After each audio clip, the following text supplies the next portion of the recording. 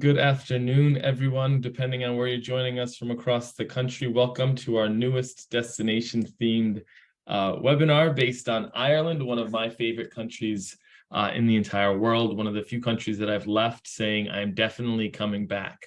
I always like to say it's one of those destinations that if you're either dreaming of going for your first time or if you've been, you're dreaming of going back. And today, I'm joined by two great colleagues of mine. And we're all dreaming of going back to Ireland. And one of us is actually getting the opportunity to later this year, but we're going to talk about that later. Before we get to that, we want to make sure that everyone who's in attendance today knows that this webinar is being recorded. So if you do have any plans, you have to leave, you miss a part of it, we will be sending out the recording following this presentation. Also, everyone on this webinar is muted, but if you do have any questions, please click on the questions tab.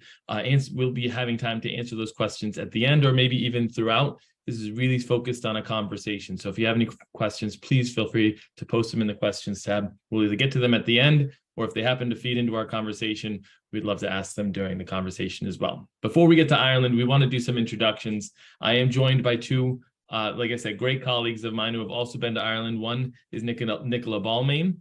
She is actually the founder and president of Nanda Journeys, and the other is Lynn Brinkmeyer. She is one of our great Nanda hosts, and she'll actually be hosting a journey to Ireland later this year. But again, getting ahead of myself, before we get to Lynn, let's introduce Nicola. Nicola, thank you so much for joining me once again on one of these amazing presentations.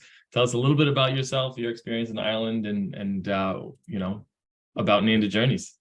Fantastic. Well, it's great to be here talking about, again, one of my favorite countries in the world. I do have a little bit of a heart tug to Ireland for more reasons than it just being a beautiful, gorgeous, and welcoming country. For those that don't know me, I'm Nicola Balbriggan, the founder of Nanda Journeys and a lifelong learner of travel, and my passion sits with travel. But I grew up in the northwest of England. I was born in England to English parents, but we were really brought up as an Irish family. All of our grandparents were Irish, as we say in our family, my blood runs green. So strong affinity, passion, and love of the people of Ireland. And I'm really excited for everybody joining us this evening to share our stories. And as Michael said, tonight's a conversation about Ireland, about our love for Ireland, and why we think you should consider maybe joining Nanda Journeys in Ireland and how we do things a little differently. So great to see you, Michael. And it's wonderful to have Dr. Lynn Brinkmeyer also on the call tonight. Lynn was with the delegation last year in Ireland and is planning another journey with us later this year. So Lynn, go ahead and introduce yourself and share a few of your special words about Ireland.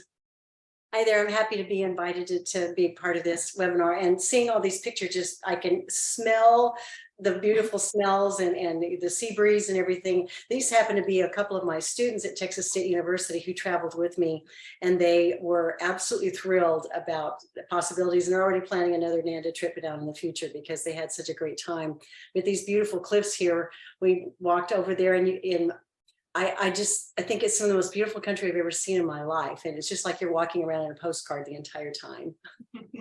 Yeah, that's true. There's postcard views everywhere. I think I came home with 1,000 pictures from my 12-day journey to Ireland, but I am a little click heavy on the camera, but yeah.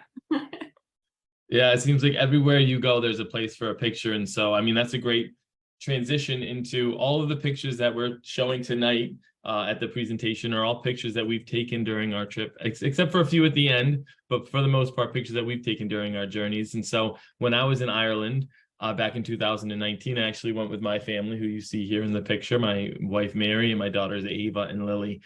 So as you see pictures that I've taken, I had a hard time finding pictures that didn't include one of my daughters. So you'll see many pictures of my daughters throughout the presentation, all on theme, but every single one will be with my daughters because we actually went on a tour of Ireland all throughout Ireland.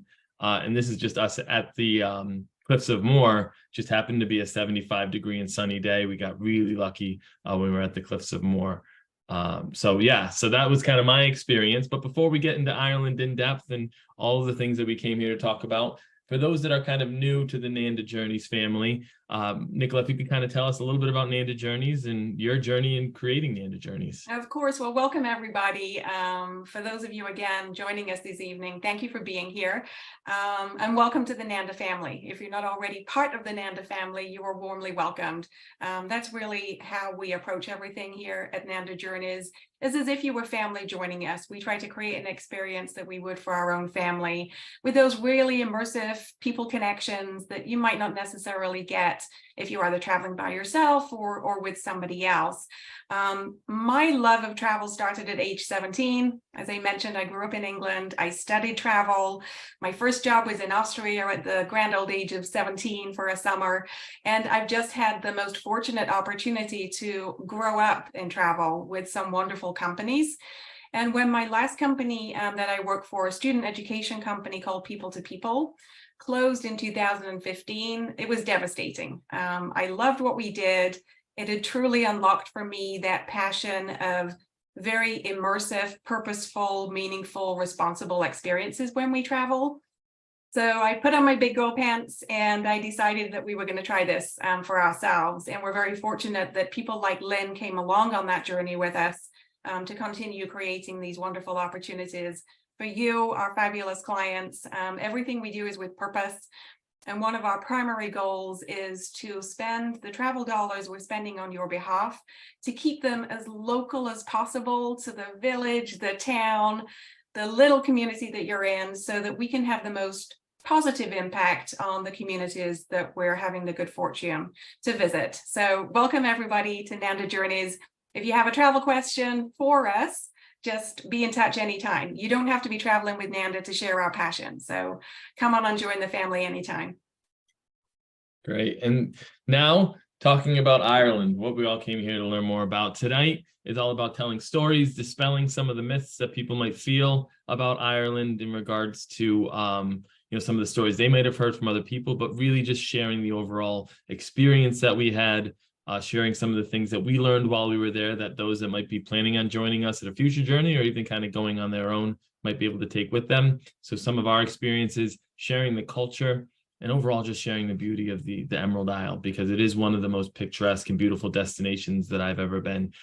First thing that I wanted to mention, that picture we actually, in the experience, we actually were at a castle reenactment.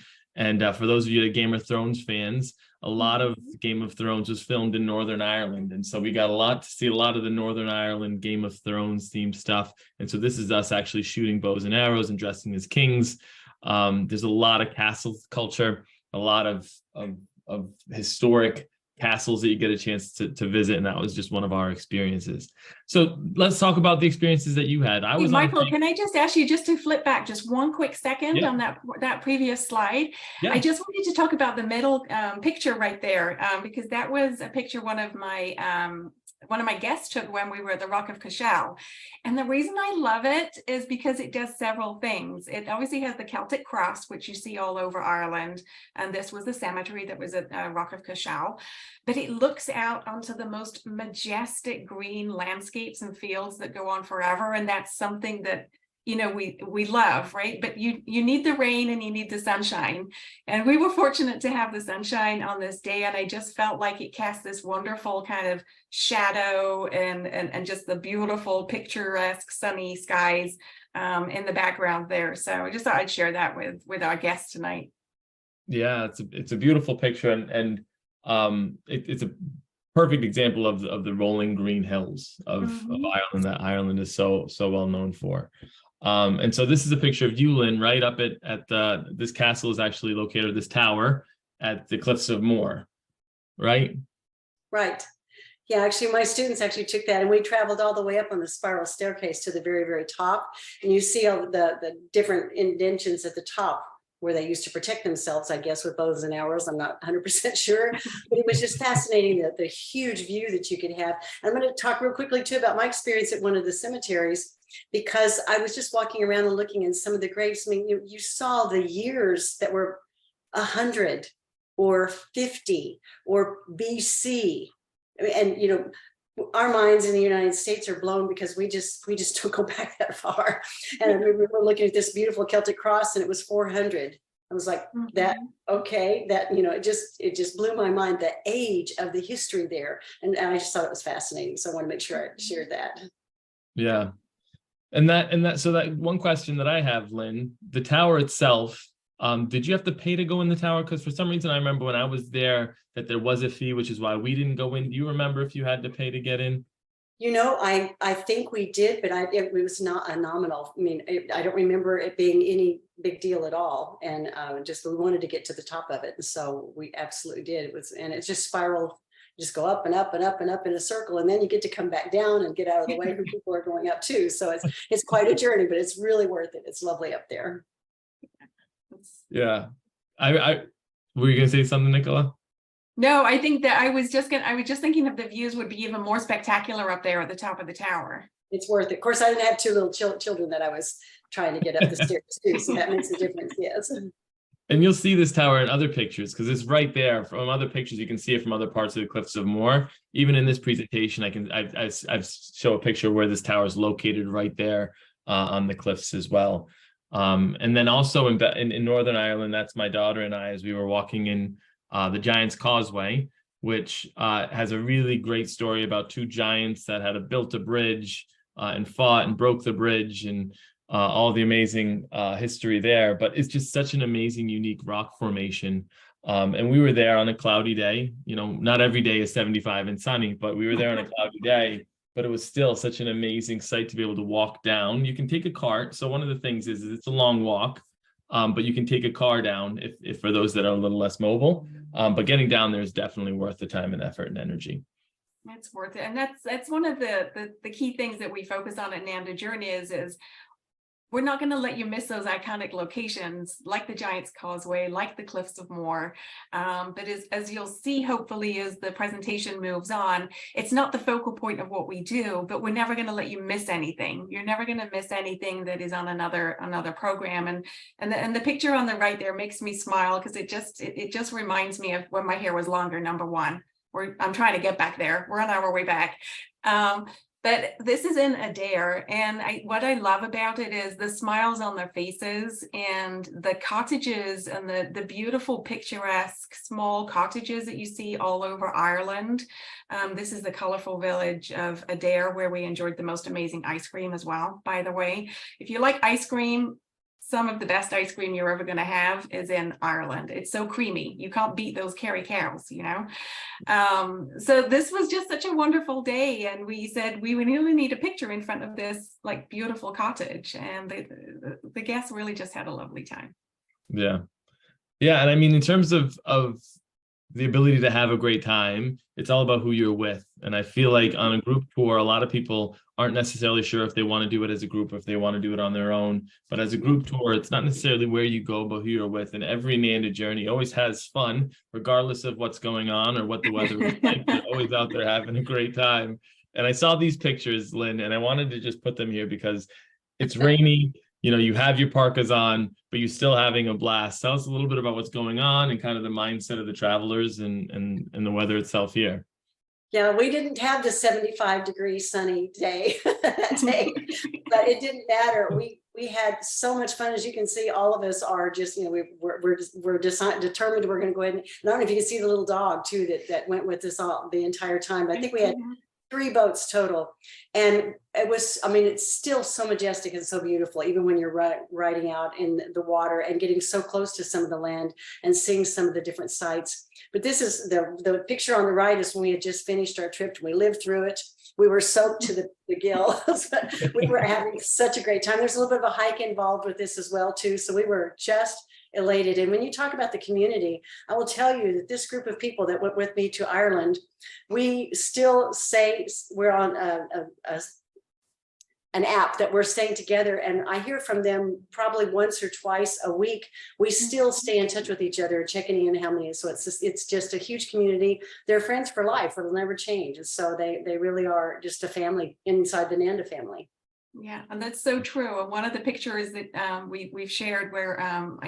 my good friend Doug, he's traveled with us so many times now. He's lovingly referred to as my Nanda dad at this point. So I just got back from Greece with Carol and Doug. So it's the family connection is really important to us. And as you can see, you know, Lynn, the same way. And I think, didn't you say, Lynn, that you got a text message today from some of the folks who were in Ireland that just got back from Greece? And they were cooking Greek dishes today because they just got back and they were still chatting about their experience. Yes, my phone has been blowing up today because they're talking about all the food that they cooked and they ate, and how come I don't have a 6-course meal today? All this stuff. It's been nonstop, all the conversations, many of the same individuals that went on the Ireland trip. I think probably about 2/3 of the same people. So it's just fabulous. That's great. Awesome. Thank you for sharing that. And that was the Gap of Dunloe Day, I think, this one down in the Gap of Dunloe in County Kerry. Yeah, beautiful. Yes. And so this actually brings up a good question in my mind. And Nicola, I have actually 2 questions. First off, in terms of packing for a trip to Ireland, I mean, obviously the weather can be cloudy, can be rainy, can be sunny. Any packing tips that you have, Nicola, in terms of what they should pack when they go to Ireland?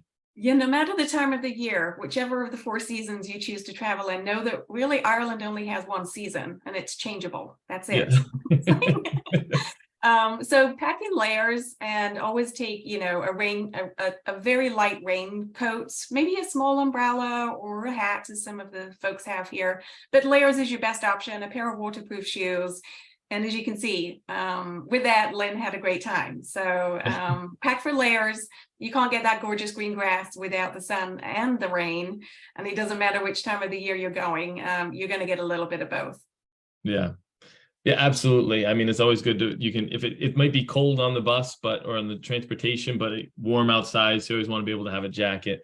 And the question I had for you, Lynn, was you have that parka, that plastic parka. Are you a very well prepared traveler? Did you bring that with you, or did you get that while you were there? No, they actually gave that to me, and it didn't really matter because I was completely so I might as well just taken it off and enjoyed myself, you know. But it was actually pretty funny.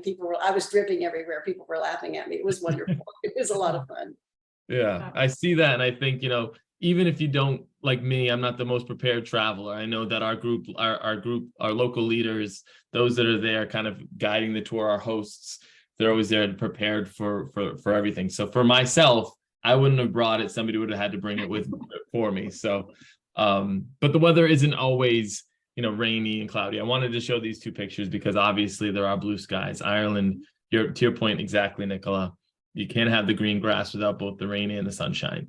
So, so I wanted to show these pictures to show the picturesque beauty of Ireland as well. It's funny. We actually were debating that about a spring program that we're planning, and it's like, do we go this time or that time? Is it going to rain?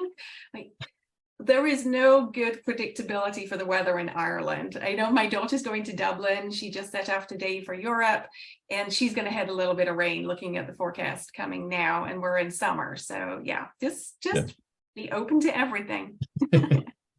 Always be prepared, like the Boy Scout motto. Always be prepared. Yeah. And the culture. I mean, that's another aspect of Ireland that so many people go for. I mean, they go for the beauty, they go for the experience, but the culture, they're so rich. The Irish culture is all over the world. It's you can find an Irish bar in almost any city in the world at this point. So the culture of Ireland is everywhere you go. So I picked these 2 pictures themselves because they're very intriguing to me. And so I'll start with you, Nicola. Usually we have conversations before we have these presentations and you tell me exactly what's going on in the picture, but in this instance, we made sure that we didn't. So I have no idea what's going on or what's happening. So please explain. I will. Actually, this is Thomas, and we met Thomas at the Balbriggan site, which is one of the burial sites, one of the burial tombs in the Bodhran in County Mayo, so out on the west coast. And he isn't there every day, but he'll sometimes come out there to make these beautiful pieces of jewelry that he has. And I'm wearing mine today. I don't know if you can see it, but oh, yeah. So this piece of jewelry is actually my name, Nicola, in the original Celtic language, Ogham. So Ogham is very, very, very, very old. I'm not remembering what Thomas told me, so I'm a poor student. But really, it's just a number of lines and upon. So can I show you real quick? So basically, there's one straight line down the middle, And then on either side, there's different lines that represent the letter. So, you know, the traditional alphabet is represented, but it's in lines and dashes. So the way the line is angled represents the letter, and he gives you this wonderful little cheat sheet so you can remember. But Thomas is there making this gorgeous jewelry, and you can see that there's a clatter ring piece of art there that he'd made, which is also something you can do with Nanda Journeys when you're down in Galway, is actually make your own clatter ring. So, you know, really getting involved and immersed in the culture. And every guest actually had at least 1 or 2 necklaces made for their family. And I just think it's a treasure to have something that's connected to the culture, that's easy to remember. And I learned a little bit along the way. Like I say, poor student, don't remember my dates, but I never did pass history. So there you go. Yeah. And is he like in like a museum, or is he on the road? No, he's just outside one of the, like I say, Pôl na Bróin is one of the old tombstones, and you'll see many of them. They're the 2 big stones that go up like this with a big angled piece of slab stone across the top. And typically that's where the sun passes through at solstice, and they're angled in such a way so that the sun will shine through them. So they're old burial sites. And the Bodhran, for those of you that don't know, it's like a moonscape. So, you know, it's kind of rock landscape, but it's really beautiful and stunning. And Thomas is there, you know, just to make his beautiful art and share his stories. Interesting. And then the clattering. I mean, I know there's a whole story behind what finger you put it on, whether the heart's facing out or facing in. Like, this isn't travel related at all, but I've just never fully understood it. So that's what you my learn. own purpose. Like, is it right hand, left hand? How are you supposed to wear this clatter ring? So if I don't know if it's the right or left hand, I forget, but if the clatter is pointing in, you're open to a heart connection. But if the clatter is pointing out, you're already spoken for, and you already have a heart connection. So that's kind of how the story goes with the clattering. Okay, now it makes a lot more makes sense. And so I also picked this because I know I don't know if we mentioned it yet, Lynn, but your background is in music. Your last journey to Ireland was a music journey, and this looks like you were making drums or something. So I wanted to kind of put this here because, again, Nanda Journeys is all about hands-on experiences and the opportunity to actually get your hands dirty a little bit. So I wanted to include this to kind of learn a little bit about the drum making.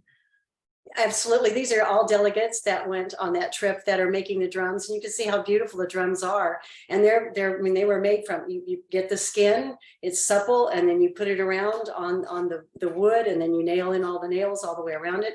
And I just mentioned earlier, my drum, it's about this big, and I actually just packed it yesterday because I'm moving in 2 weeks. But it's such a beautiful sound, and I've used it there at my university this last year, and the students love to play my drum. There's also a mallet that you can use for it, or you can use it as a hand drum. So, and then they got to play and make some music with some of the drums. So it's really, really delightful. And you have that experience with the professional drum makers. And we also learned some things about penny whistle as well. So just, you know, you learn more about the culture rather than go seeing it in a museum. You get to actually talk to people who are living the culture and doing these crafts, I guess, if you want to call it, the craftsmanship and this science every single day. It was fabulous. Yeah. And I mean, that's some of the experiences that you can't necessarily have on other journeys, right? It's the hands-on, in-depth educational opportunities that Nanda provides, that provide our travelers in our journey. That was one of the reasons I was so drawn to Nanda Journeys, is because of the educational expert. I mean, I love the touristy stuff too, but because you went deeper and you learned more, and because you had hands-on experiences instead of just being lectured at all the time, you're doing things and you're learning the culture in the process of interacting with other humans at the same time, and creating more community with the different people that are on the delegation as well. So that's one of the things that attracted me to Nanda Journeys. Yeah, so absolutely. And your daughter here looks like she's having just a moment here, Michael. Tell us about that. She's actually going to become a leprechaun hunter, is what. Very good. You look really closely, there's a little hat above her head. And the gentleman said that once he passes, if the hat gets warm on top of her head, once he passes away, she will take on the crown of the leprechaun whisperer or something like that. And so her head did get warm. So she's officially going to be a leprechaun whisperer at some point in her life. So it's a perfect destination for multi-generational experiences too. There's so much fun. Oh, that you can absolutely. have. Yeah, that's so cute. Yeah, so she was eyes closed and she had to like repeat after the leprechaun whisperer, and so it was a really cool experience. But the people there, the experiences that we had spoke more to the culture than anything else. Just their welcoming. There's something that the warm Irish welcome is not something that's made up. It's definitely a real thing. But yeah, we also wanted to dispel kind of that myth of Ireland is just meat and potatoes, right? That's kind of what everybody thinks when it comes to food. And as you can see by these pictures, all taken by Nicola and Lynn, it's far from that. So I don't know where we want to start, but I know there's a beautiful scone, some Guinness beer, and oysters, and a beautiful chicken dish. So I don't know if you want to start, Nicola, and explain a little bit about what we're looking at. Oh, sure. Well, we with the picture in the middle is actually, we made those scones. I don't know which one or who made what, but there were a batch of scones made. Some people say scones. It depends where you're from. But we made these from scratch with Catherine at her farmhouse. And the recipe today has been loved and appreciated by all the guests on the program. In fact, Carol spent so much time modifying it because the metric system versus our system here, and the ingredients don't quite work, and she now buys Kerry butter, Kerry Gold, because the other butter just won't work. So yeah, there's great food opportunities and wonderful lamb, and yes, there's fabulous Irish stew opportunities, but every palate can be accommodated, vegan, vegetarian. And the food's delicious, and the seafood is to die for. The oysters that we experienced, oh my goodness. For seafood fans, it's a great destination. How about you, Lynn? I would say the same thing. If every time I had the opportunity to get seafood, that was my first go-to. But I also loved that Irish stew. I thought it was fabulous. And our delegation made soda bread rather than the scones. Mm-hmm. And there was lots of conversations about making soda bread when they got back, and people were figuring out exactly how much flour, what kind of flour. People even ordered things from Ireland to make sure, and absolutely it had to be the Kerry Gold butter, that nothing else worked. So they're still making soda bread. As little as a month ago, one of the delegates sent some pictures and said, "Look what I made." So it sticks with us long term. Yeah, that's awesome. And you can't miss the Guinness, of course. You have to at least try it, but we call it a tonic in our family.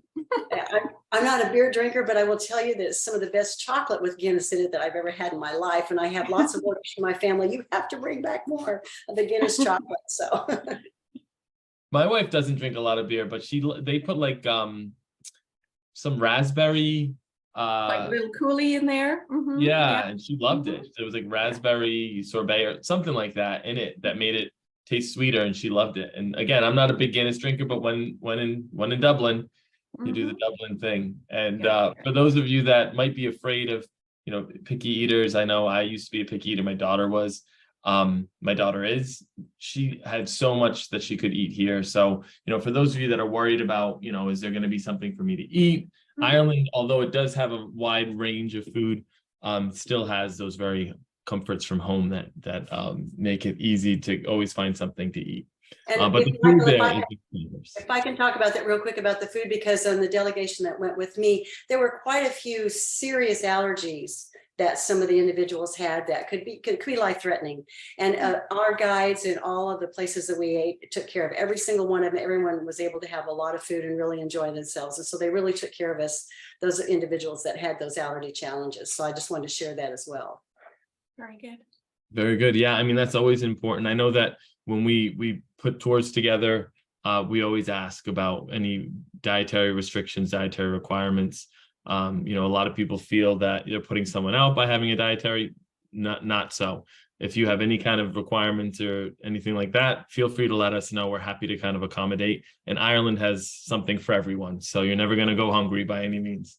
And the second I found out, Lynn, that you were going to be on here tonight, I actually added this slide in because music in Ireland is almost synonymous with history as it is with the food.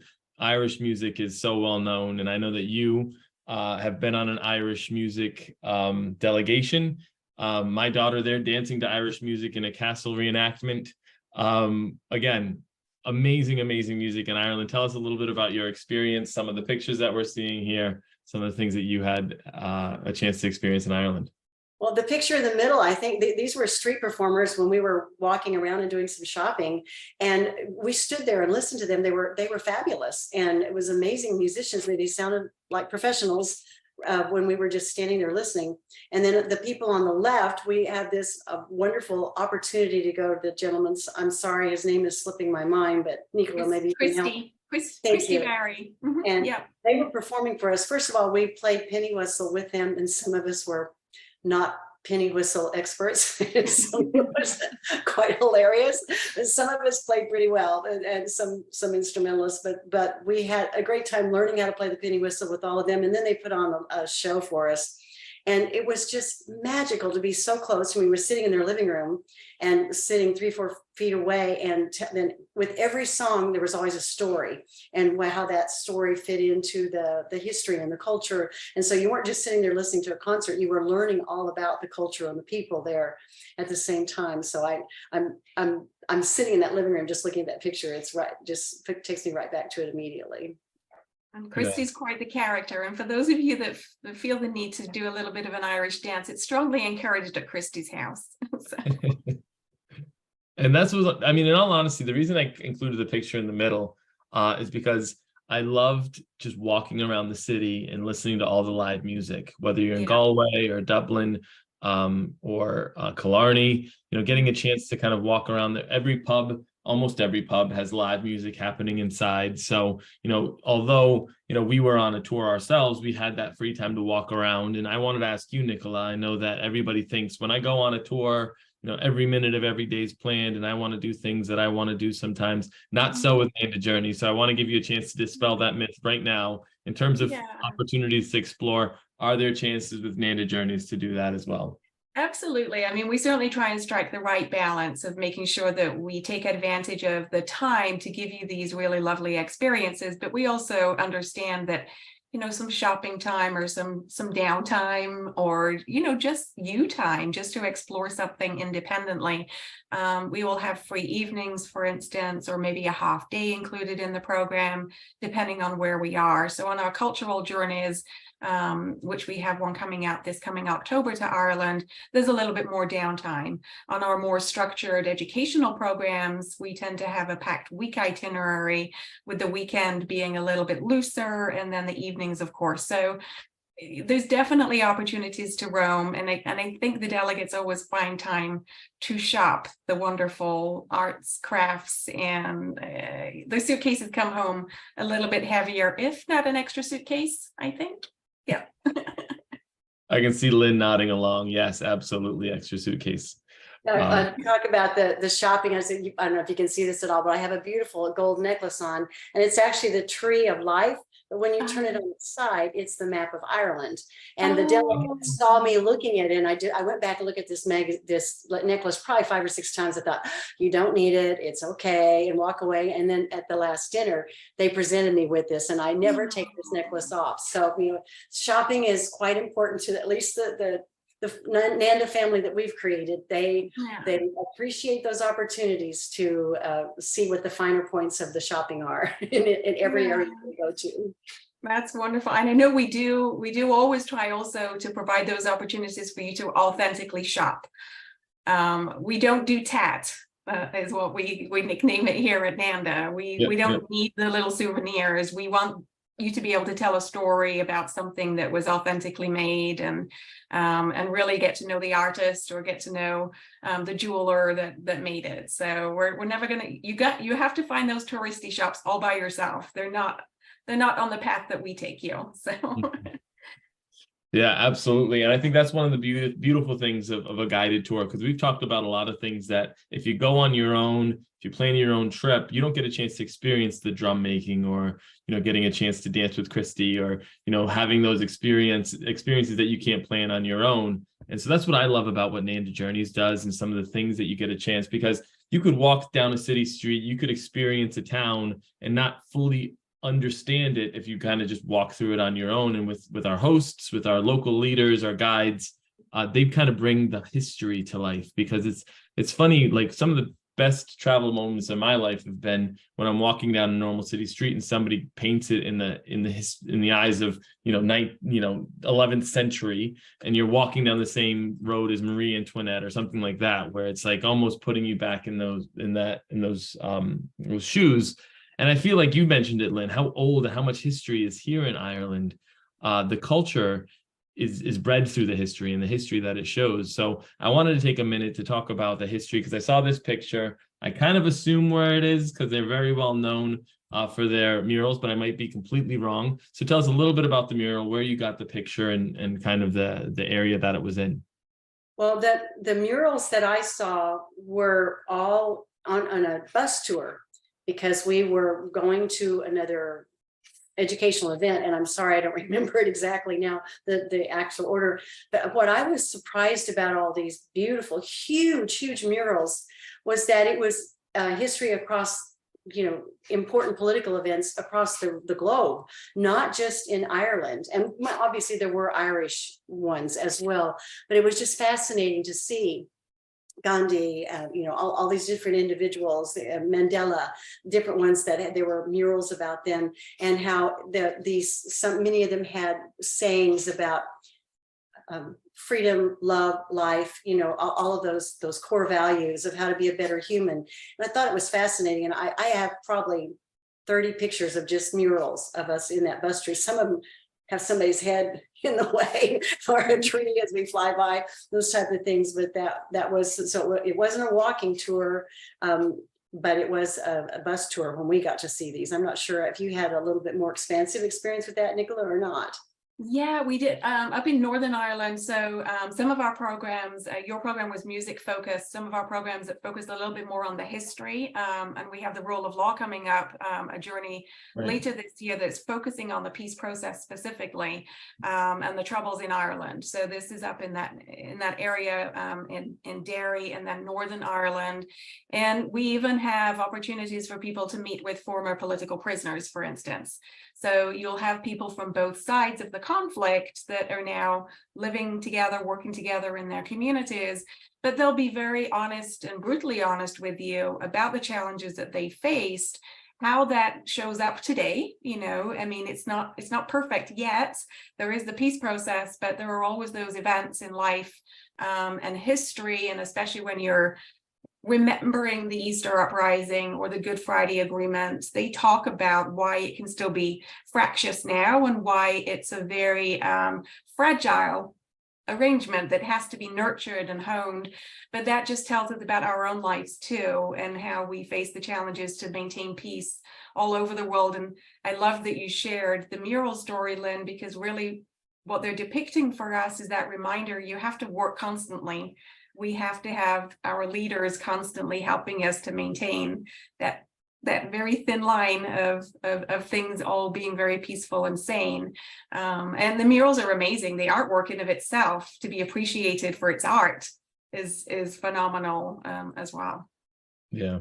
And I love your story about Northern Ireland. I mean, the history that's there, because so many people travel to Ireland and they don't necessarily travel up to Northern Ireland when it offers so much interesting history, and so much insight into how divided the Northern Ireland was from Ireland, and how we feel like we're divided here in the US now, and they were actually much more divided, and they found peace now, which is a very interesting insight. And then the Epic Irish Museum, I know that that's something that a lot of Nanda Journeys groups go to. Tell us a little bit about what the Epic Irish Museum is, or the Epic. Yeah, I mean, that's kind of the joke around the world now, isn't it? That Ireland's biggest export is its people, and they have been emigrating for many years. Of course, there were certain moments in time, but the founder of Guinness actually converted an old storehouse down by the River Liffey in the Docklands area there into a museum, and it's the most wonderful museum that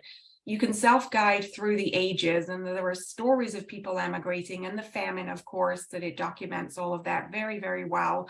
It's exceptional. And the other reason we take people there is because they have a wonderful ancestry, family heritage and ancestry center there that if you wanted to call ahead before your group travels or afterwards to learn about your history and your family's emigration to wherever in the world, that's something that you can do. And we can even create ancestry journeys for families if they know where their ancestors are from, or they want to do that exploration. Epic is an amazing resource.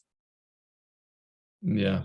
And I think to your point of the emigration, it goes throughout all of the world and talks about how the Irish culture is very permeated. Is that the right word? Permeated the whole world, I think. Permeated. Yeah, but hey, permeated. I like the sound of that. Permeated. I'm not one for always the English language being my strength. But then the beauty. I mean, the beauty of the Irish. I mean, we've spoken about this. My favorite part of the trip was by far the Cliffs of Moher, getting a chance to see the beautiful cliffs. I happened to have a beautiful day, so I was able to get some amazing pictures. And that castle or that tower that we had spoken about early on in the presentation, you can see it right there. Right there on the top of a different angle, yeah. From a different angle. So you can imagine the views climbing to the top of that tower like Lynn has done would provide you. And then my daughter's there in the rolling hills of Ireland. But you had taken this picture on the left there, Nicola. Where is that exactly? Is that? We were down in Killarney, so that's Killarney National Park that you can see ahead of you there. The hills, I guess they do qualify as mountains. A couple of them qualify as mountains, but the rolling hills of Killarney. Killarney was one of those places that my family's all from County Mayo, so I can't send this recording to them, but I love Kerry, County Kerry, and the very southern part of Ireland. There's something about the people and the greenery, and the music is, I think, a lot more prevalent there. So I really enjoyed Killarney, and you can do the Ring of Kerry in Killarney or the Gap of Dunloe, which is those picture postcard views that you see. We did go around in a little buggy and cart as well down in this Killarney area, and that's another highlight. But yeah, I love the people, and I love the green. I grew up in the northwest of England, so the green rolling hills were at my front door, and so it's always a lovely heart reminder. Beautiful. Yeah, and that Ring of Kerry drive is always considered one of the most picturesque drives in the entire world. Yeah. Unfortunately, I didn't get a chance to go. My youngest tended to get a little bus sick throughout the trip, so that's kind of a long, winding road. But I enjoyed every minute of the drives that we were on. But unfortunately, that one we had to skip out on, so that was kind of another reason. Next time. Yeah, absolutely. There's still time. And then also, I mean, I'm going the wrong way here. I mean, getting a chance to see Giant's Causeway. This is a picture that I found out tonight. We did talk a little bit beforehand. This is a picture of Lynn's group, but Lynn didn't necessarily get a chance to see this beautiful castle. So, I mean, do you want to give some background to this, Nicola? Yeah, I think, well, unfortunately, Lynn, we were during COVID times, and Lynn had a couple of days delay catching up with her delegation. And this was one of those awesome experiences she missed, but she got caught up pretty quick. So this is an old castle up in Northern Ireland, and they actually happened to visit with the butler, and he gave them a whole tour of the manor house. So it's a residence still today, but they got the history of the family that resides here. So again, touching and feeling something rather than just touring a museum is something that we're really passionate about. And I think the group shared their stories with you, Lynn, that they felt so special being toured around the manor house, and understanding what life was like way back when there was servitude and everything special. They had tea as well, that they had a little bit of a tea party that they were talking about. A little high tea. Yeah, that's awesome. Yeah. And so Ireland is not short of beauty by any means. I mean, around every corner, we said this at the beginning, is a picturesque moment. But traveling to Ireland is almost for many a once in a lifetime opportunity. And we've talked a lot about we haven't called it the Nanda Way yet, but that's kind of what's been coined and termed by your most passionate travelers. So tell us a little bit about the Nanda Way, Nicola, and why traveling to Ireland with the Nanda Way might be a different experience as opposed to doing it on their own or with someone else. Yeah, I'm hoping now for our guests joining us tonight, they're familiar with the Nanda Way already. And as you say, Michael, it's a phrase that was not coined around the brainstorming table. It came back to us organically through our leaders, through our guides, through our participants. And this terminology, we love the Nanda Way. I really love how you do things. I'm like, oh, I guess we do things a little differently here. And the Nanda Way to us is that, again, authenticity, doing something responsibly, doing it with heart, creating the opportunities to make your own Bodhran drum, which is being displayed there. And on the right, this is Catherine's kitchen in her farmhouse. So Catherine and her family run a family farm, and we actually got to see a sheepdog experience as well while we visited with Catherine. So this is Catherine's workstation, getting the scone mix and everything ready. So the Nanda Way is about you really connecting with the local people and as authentic a way as we possibly can make it. And that means having dinner in somebody's home sometimes, or going into their kitchen, or being out in the fields with them. And Lynn, if I remember rightly, you might have done a bit of shepherding yourself. You know, when we saw that on the agenda, we really didn't know what that meant. It's like, okay, we're going to go see something about sheep herding. It was fascinating. We were there for a couple of hours and watching the owner with all the different whistles and clicks and things that he does to guide the dogs to know what to do, whether to pull out one sheep or to pull out 10 sheep. I mean, it's fascinating. And then so they had the dogs pull them in, and I was one of the people that kept them from going beyond and went into the pen. I thought I was going to get run over. Those sheep are huge, but it was really hilarious. And so we had a great time, and it was a beautiful day that day. We didn't get rained on. It was fascinating. I loved it. Yeah, as part of the culture. So yeah, the Nanda Way is infused into all of our journeys, regardless of what kind of program you're joining us on. So thank you to our past travelers for helping us really identify the Nanda Way and what that means to us. It just reaffirmed for us that what we're doing seems to be resonating, and it allows us to follow our heart and our passion. So I appreciate everybody that's been along for the journey so far. And I already know the answer to this question, but I'm going to ask it anyway for those that don't know. Where can we find your brochure? You cannot find a brochure, Michael. Why can't we find a brochure? We don't produce one because all of our programs are created unique, right? So we really try to, and we work with Lynn for many years now on her music education journeys.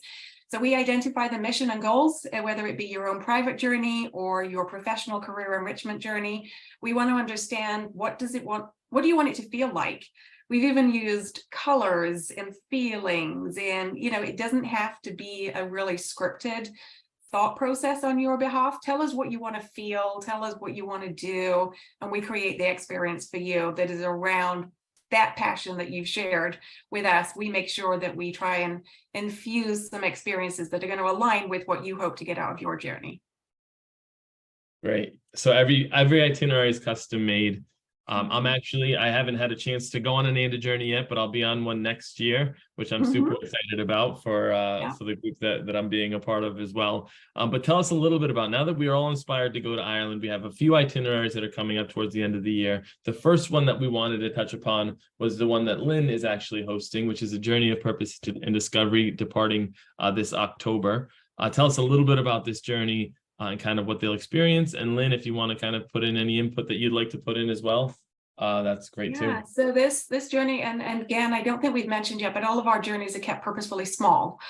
So this journey, we will take up to 16 people maximum, and we are recreating, in essence, Lynn's journey that she did last summer. So Lynn did a music education journey, but we didn't necessarily take out all of the musical elements because we believe everybody will want to experience the music and the culture and the dancing. So things that will be experienced here is, number one, you're doing Northern Ireland and the Republic of Ireland. So you're getting really to compare and contrast the different landscapes, the different culture, and the different history. There is some cooking, there's some dancing, there's the ceilidh that you're going to see. So this is the ceilidh on the left at one of the pubs in Galway, I believe. And we already have 8 people, I think, signed up for this journey. So we have a few spots, and we welcome you to come and join us. If you're interested in castles, countryside, coastlines, cooking, community, all the C's, if you're interested in all the seas, come, and music, of course, come join Lynn in October. Anything to add to that? If I could just add to that, but one of the things you do so well is to choose these amazing guides. We fall in love with the guides that are with us. And in some countries, we need translations. In Ireland, we don't. But sometimes people had to slow down and from New Jersey and from Texas and say, I can't understand you. You know, so then we'd have to slow down our English. But there are many of the guides from, I mean, I've taken, I think, 12 trips now that I'm Facebook friends with almost every guide that we've ever had. I still have them on WhatsApp. So, you know, you do such a great job of making sure that the human component that we're working with very closely really pays attention. And sometimes some of my delegation tends to have a little bit of mobility issues once in a while, and those are accommodated immediately and made sure everybody still gets the same experience, regardless of whether they're having mobility issues or health issues at that time. So I just want to put that out there. And we've already asked Paul to come back and guide your journey in October, Lynn. Which is already more than halfway full. So, you know, if you're looking to join, now is the time to sign up. We also have another journey departing in October. You'd mentioned it briefly, Nicola. This journey is almost full. Am I correct in that? It is. We actually only have 2 spots left on this one. It's been a real hit.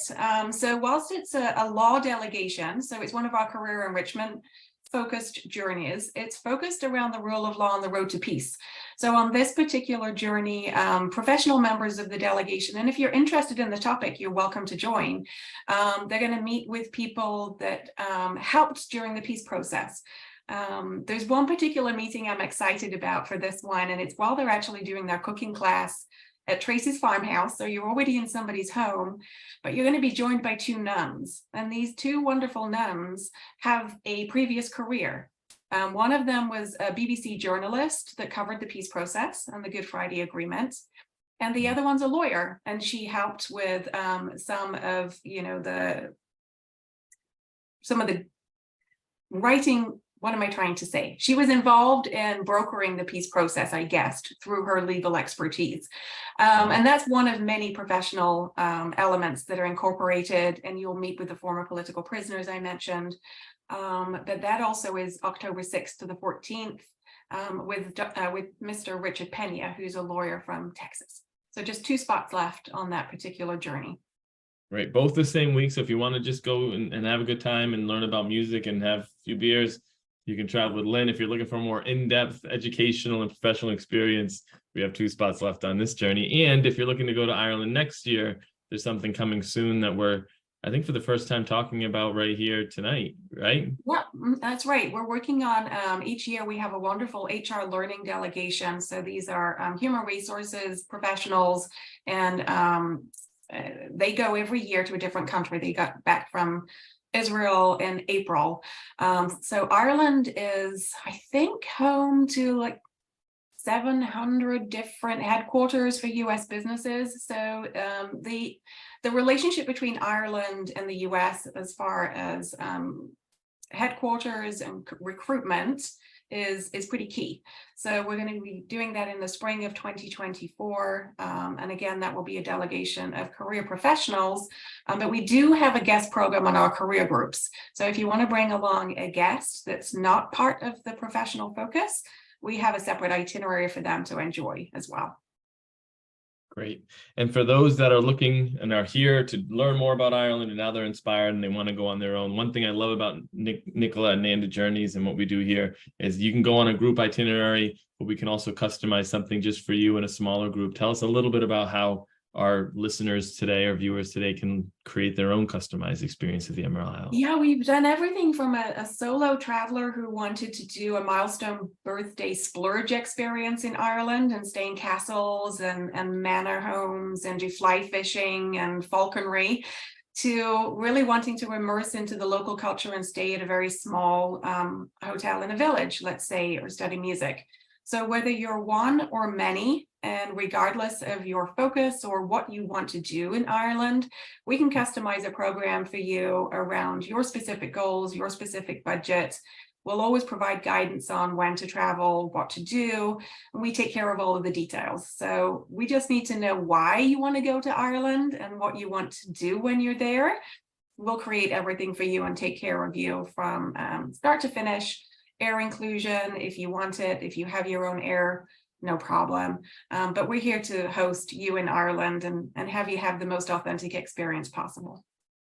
Fantastic. And so with that brings us to the end of our presentation. For anyone who's interested in learning more, anybody who has any questions, I just checked and it doesn't look like we have any questions this evening. But for anybody who wants to reach out, how can they kind of reach out to you, Nicola, with any further questions to plan their next trip to Ireland or to join one of your current trips to Ireland? Yeah, please get in touch. You can visit the website, of course, www.nandajourneys.com. Our number is 888-747-7501. And extension 700 is my personal extension. So feel free to reach out. If it's not obvious, I kind of have a passion for this particular destination and what we do here. And always drop us an email. And again, if you have questions, we're not here to give you a hard sell at Nanda Journeys. If you have a curiosity, you have a question you want answered, you're already traveling to Ireland. We're here to really just engage with your passion and where you're at in your journey. So wherever you are on that journey, just feel part of the Nanda family and come on and ask your questions and join us if you wish. Thank you so much, Nicola. And Lynn, any final words from you? I'm counting the days. I can't wait. I'm very excited after seeing this now. Yeah, I'm excited for you to go back and thank you for being with us on this journey with Nanda for so long, Lynn. We so appreciate you. I'm honored. I love it. And I'm looking forward to even more. So thank you. Awesome. Well, thank you, Nicola. Thank you, Lynn, for joining us this evening, this afternoon, depending. I know it's your afternoon, Nicola, our evening. We appreciate everyone who joined us this evening. Thank you so much. We look forward to seeing you on the next Nanda Journeys video. And more importantly, we look forward to seeing you in the Emerald Isle. Great. Thanks all. Bye. Thanks, everyone.